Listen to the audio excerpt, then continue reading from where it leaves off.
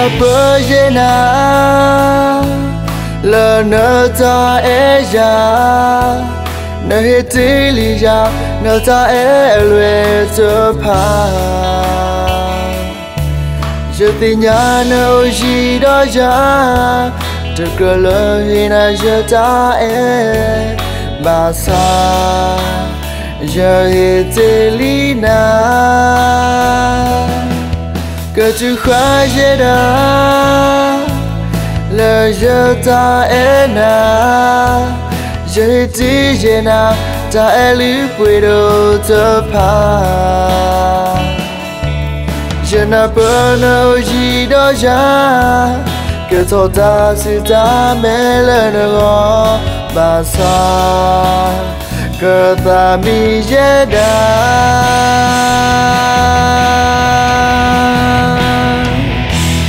okay thế nhà ye da li cơ ba tu khác quý nợ ta e to pa ya ta mi la ha o quý khe lơ giờ ta e pli to te quý we li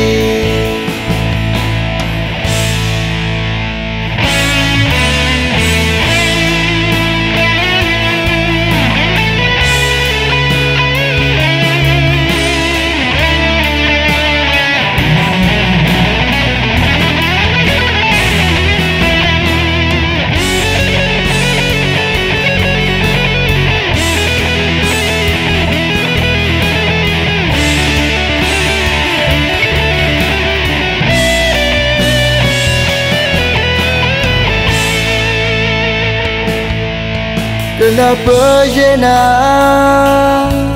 lỡ nỡ ta e ya nỡ hết tí li ya nỡ ta e lue cho pa giờ thì nhà nỡ gì đó ya được cơ lỡ hi na giờ ta e bà sa giờ hết tí li na cơ chú khoa ye da lỡ giờ ta e na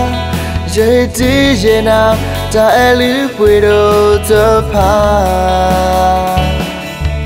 giờ na bơ nâu gì đó ya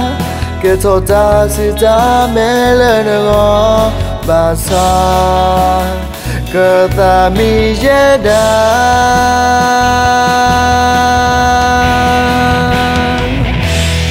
okay thế nhà ye da li cơ ba tu khác quý nợ ta e to pa ya ta mi la ha o quý khe lơ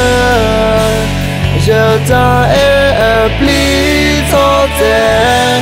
quý we li okay thế ya ye da li cơ ba tu khác quý nợ ta e to pa ya ta mi la